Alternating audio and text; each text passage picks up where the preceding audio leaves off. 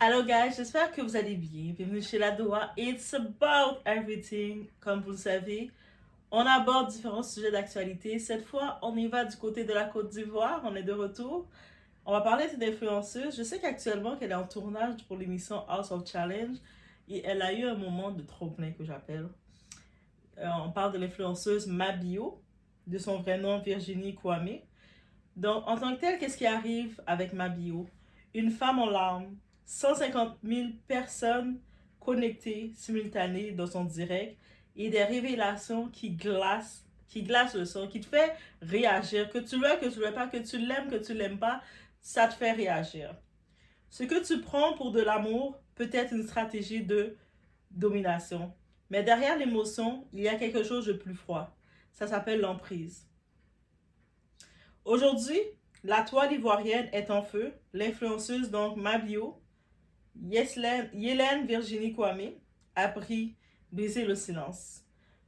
Un live sous tension, une parole libérée et surtout des accusations extrêmement graves contre son ex Ulrich Jordan.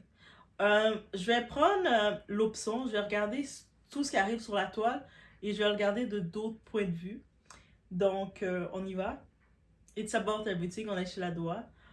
Où est-ce qu'on active notre discernement, parce que je sais, nous ne sommes pas nés avec le discernement. Mais moi, je ne suis pas née avec mon discernement.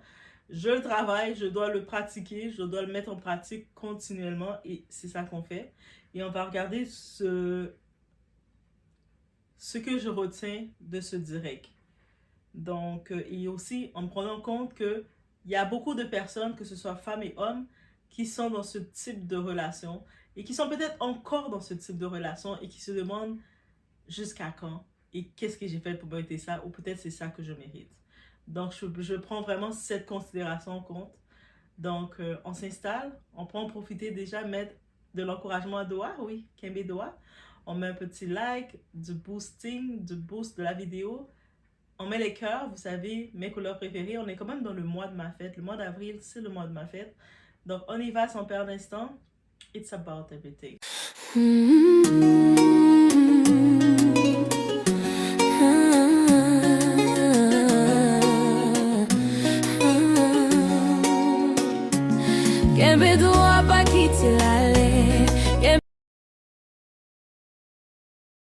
Donc, déjà là, je vais commencer avec ce qui est annoncé dans le direct de ma bio. Ce sont des accusations.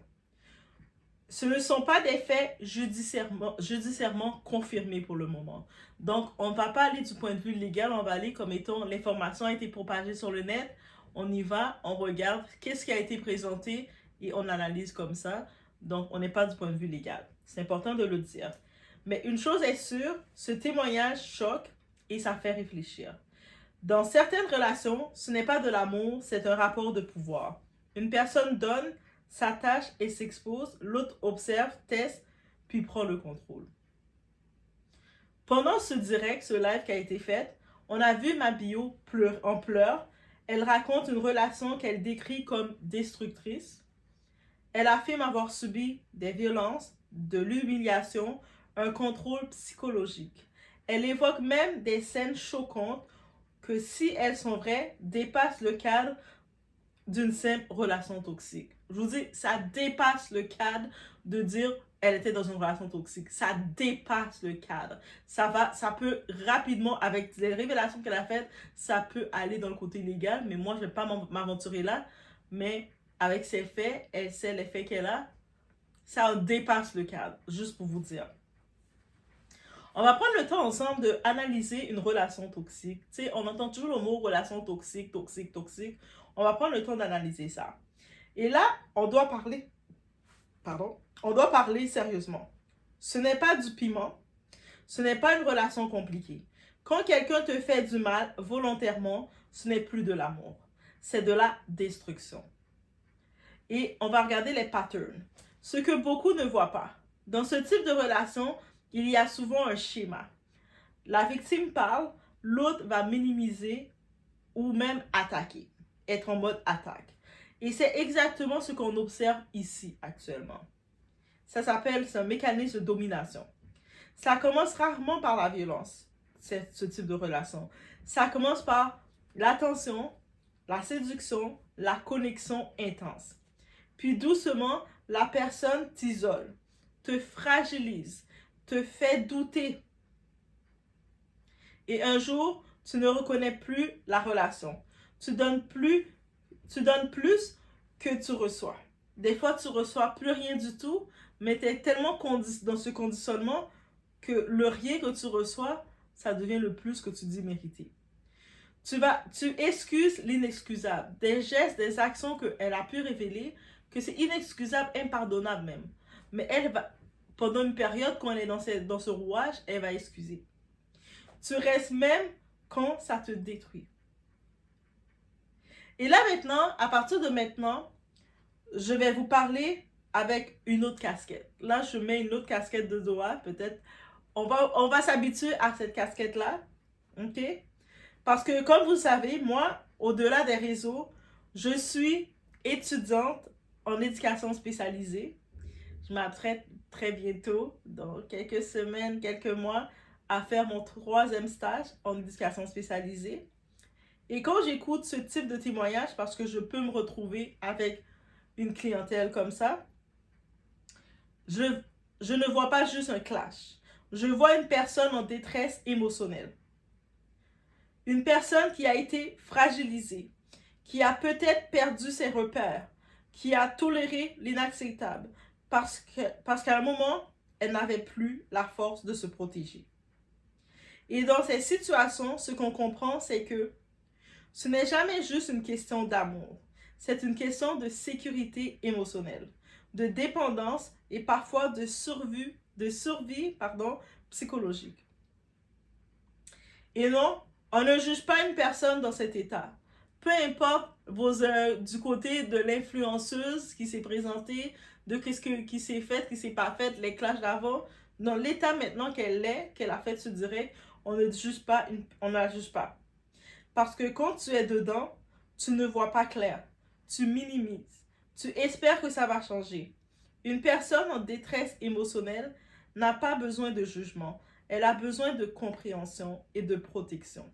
Et si vous reconnaissez quelqu'un dans cette situation, ou même peut-être que c'est vous-même, ce n'est pas une honte. Ok? Ce n'est pas une honte. Parce que je pense, après ce direct, ma bio, elle est allée dans l'état de la honte. Honte de s'être dévoilée ainsi. Honte d'avoir dérangé les autres. Mais ce n'est pas une honte. Attends, je vais le répéter, ce n'est pas une honte. Mais ce n'est pas une situation non plus à normaliser. Non plus parce qu'aimer quelqu'un ne doit jamais te coûter ta santé mentale, ni ta dignité. Et il y a quelque chose que beaucoup de gens ne comprennent pas.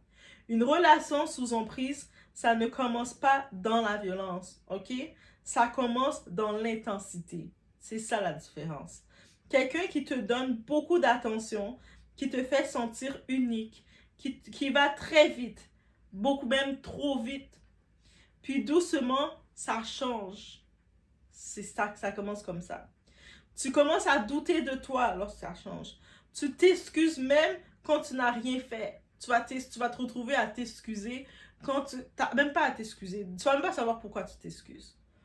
Tu marches sur des œufs pour éviter les conflits. Donc, tu vas être comme, il risque d'être fâché. Oh, tu vas essayer de préméditer des situations que tu vas éviter d'être toi-même. Tu vas te sentir en phase de stress constant. Et le pire, tu trouves des excuses à la personne, tu minimises ce que tu ressens. Donc, toutes tes émotions, tu vas les minimiser, tu vas les mettre de côté. Tu vas même te dire, ah, mais peut-être que je suis en colère. Peut-être quand tu étais petite, on te disait, de toute façon, tu es toujours colérique, impatiente. Et là, tu vas remettre cette parole-là en tête, tu vas dire, ouais, probablement, en vrai, c'est vrai qu'on a toujours dit que je suis colérique, impatiente, mais peut-être c'est pour ça que ça lui donne le droit de s'énerver sur moi et de me faire ce qu'il m'a fait. Tu caches la réalité aux autres. Donc, tu vas vouloir montrer que tout est beau, tout est parfait, et tu vas vouloir en surjouer même. Le moment que ton cerveau fait le déclic, et un jour, tu reconnais même plus qui tu es. Quand tu commences à ne plus te reconnaître, tu ne reconnais plus tes actions, et des fois, les personnes les plus proches de toi, ceux qui t'aiment le plus, pas seulement proches de toi, mais ceux qui t'aiment, ils vont souffrir aussi. Et c'est là que le déclic souvent se fait. Tu as perdu ta confiance, tu as perdu ta voix, tu as perdu tes limites. Tu n'es plus toi. Ta lumière que tu avais, le feu que tu avais en toi ne brille plus. L'emprise, ce n'est pas seulement ce qu'on te fait, c'est ce que tu finis par accepter. Quand tu dois te diminuer pour être aimé, ce n'est pas de l'amour. Maintenant, on retire la casquette d'étudiante éducatrice spécialisée, on retourne en tant que Doa. Maintenant, revenons à la réalité de ce fameux clash. On a la réponse d'Ulrich Jordan. Ulrich, c'est l'ex en question. Ulrich Jordan y répond. Mais au lieu de nier clairement les accusations, parce elle a donné des accusations très claires, très directes. Qu'est-ce qu'il décide de faire? Il fait des attaques à Mabio. Il l'attaque. Il remet en question sa crédibilité. Il parle de sa situation financière. En plus, il met en compte de dire, parce que je pense qu'il a une nouvelle copine maintenant, et puis il lui fait des cadeaux, et puis je pense qu'il a acheté une auto, je sais pas de quoi. Il essaie de la minimiser en disant, regarde, toi tu penses que tu mérites que quelqu'un fasse ça pour toi. Donc quand tu lances ça, c'est une attaque psychologique, verbale qu'il te fait. Il sait que son estime d'elle-même est très bas. En faisant ça, c'est pour la faire douter d'elle-même et de te dire de toute façon, tu mérites pas que quelqu'un fasse des efforts pour toi. Et ça interroge quand ce type de dynamique est exposé. La réponse est souvent la même. Attaquer la crédibilité, détourner le sujet, inverser les rôles. De toute façon, tu mérites rien. Mais tous les faits qu'elle a dit, il n'est pas venu les recontester en donnant des faits. Il est venu l'attaquer elle. Et la réponse est souvent la même. Attaquer la crédibilité, c'est ça. Pourquoi c'est fait comme ça? Parce que reconnaître les faits, c'est perdre le contrôle du récit. Quand quelqu'un ne répond pas aux faits, mais attaque la personne, ce n'est pas une défense, c'est une stratégie. Et on retourne au cas de Mabio. Dans ce qu'elle décrit, si c'est avéré, parce qu'on doit mettre on peut pas mettre une affirmation dans des faits déclarés, mais si c'est avéré ce qu'elle dit, on voit des signes typiques. Domination psychologique. On voit l'humiliation, dépendance émotionnelle, déséquilibre de pouvoir. Et ça, ce n'est pas un accident, c'est un schéma. Et le plus dangereux, l'état émotionnel au moment de la rencontre. Elle le dit elle-même. Quand elle a rencontré ce type-là, elle était dans une sorte de dépression qu'elle a expliquée en ces mots. Donc, elle était déjà, si on peut comprendre, elle était en fragilité. Elle était fragile. Donc, dans cet état-là, tu as un peu plus besoin d'attention ou tu es plus sensible. Tu es plus sensible à recevoir l'attention ou l'amour de quiconque qui peut venir. Égale ta porte ouverte à l'emprise. Tu as une porte ouverte, ta porte n'est pas fermée. Ta porte est assez sensible, ouverte à tomber dans une emprise. Tu ne tombes pas toujours sur un mauvais choix. Parfois, tu tombes sur quelqu'un qui voit ta faiblesse et l'exploite aussi. Attaquer la personne, ce n'est pas répondre aux faits. Discréditer une victime, ce n'est pas prouver son innocence. Et le silence, sur certains points, peut parler très fort. L'emprise ne crie pas au début, elle rassure. Le contrôle ne s'impose pas, il s'installe. Et quand tu réalises, il est souvent trop tard. Ce témoignage met en lumière quelque chose de grave. Beaucoup de relations toxiques sont normalisées de nos jours. On le met en compte qu'une femme doit être faite forte. Une femme, tu dois prier pour ton homme. Une femme, tu dois recevoir. Tu sais, une femme, tu peux en prendre. Tu sais, tu as les épaules pour. Tu dois en prendre. Tu dois te remettre en question. Tu dois travailler ton couple. Tu dois te battre pour ton couple. Qu'est-ce que ça fait? Ça fait qu'on normalise des relations toxiques. Beaucoup de violences sont minimisées. Donc, des fois, tu vas être avec ton partenaire, le fait de te prendre la main ou le bras, et puis de façon te serrer la main, le bras, ben, c'est pas normal, ok? Ou le fait de te tirer, de te donner une pression, c'est pas normal. Le fait de lever de lever le ton sur toi, non plus. Le fait de te dire, non, tu fais pas ça, non, tu fais pas ci, non plus. Et puis encore, Certaines personnes appellent ça l'amour difficile en se disant « Ah, mais c'est dur, mais ça donne du piment, ça donne l'excitation. » On ne doit pas le voir ça comme ça. Ça brise ton estime. C'est pas bon. Dans les besoins vous savez, les besoins fondamentaux, on a le besoin, la première base de la fondation, c'est le besoin physiologique. Ensuite, on a la sécurité. On a besoin de se sentir en sécurité. Vient ensuite sentiment d'appartenance, l'estime de soi et l'actualisation de soi. Donc, c'est tout par ordre qui fait la pyramide de Maslow, guys. Et je suis en train de faire réviser mes études en même temps avec vous. C'est pas beautiful, ça? Ça mérite pas le sang? Eh, pardon. Donc, à retenir dans tout ça, ce n'est pas parce qu'une femme a des défauts qu'elle mérite ce qu'elle subit. Ce n'est pas parce qu'une relation est intense qu'elle est saine. Ma bio révèle aussi qu'elle soutenait financièrement son ex. Et ça ouvre un autre débat. Quand tu es émotionnellement fragile, tu peux attirer des personnes qui profitent de toi. C'est un fait. Des personnes vont venir, ils voient que tu es fragile, que tu es plus ouverte à les laisser entrer ou pénétrer dans ta vie. Ils vont essayer de profiter de toi. Ils vont essayer de faire des tentatives pour voir à quel point ils peuvent profiter de toi. Soit ils vont te dire, tu peux me prêter de l'argent, tu peux m'aider. Ils vont essayer, toi tu es déjà fragile et de savoir que tu soutiens, tu aides quelqu'un, tu peux sentir que tu fais quelque chose de bon. Ça peut, pour toi, quand on aide quelqu'un, ça remonte dans tes styles de nous, qu'on le veuille, qu'on le veuille pas. Et ces personnes-là le sentent.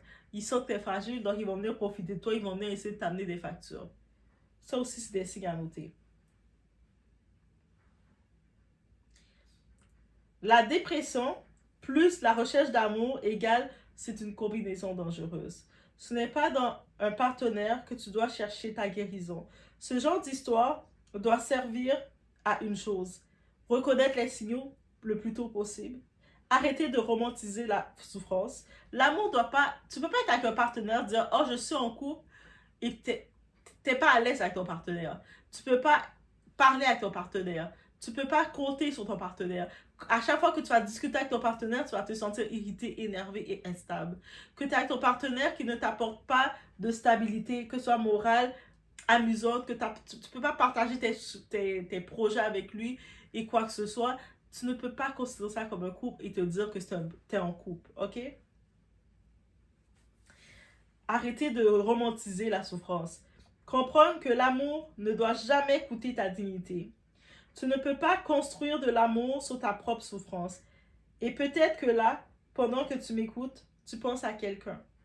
C'est possible. Peut-être là, tu m'écoutes et puis là, il y a une vision de quelqu'un que tu connais qui peut-être est dans cette situation, qui est isolée, que tu vois que depuis que cette personne est dans cette situation, elle s'isole de tout le monde. Elle n'a plus du tout l'éclat qu'elle avait.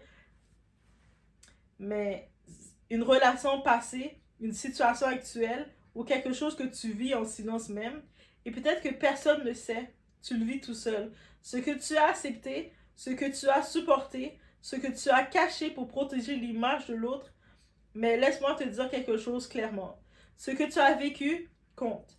Ce que tu ressens est réel et non, tu n'étais pas faible, tu étais attaché, tu étais humain. On ne reste pas dans ce qui nous détruit par manque d'intelligence. On y reste par manque de paix. Donc, aujourd'hui, une femme parle, un homme qui répond et Internet qui juge. Mais au-delà du clash, c'est un signal d'alerte.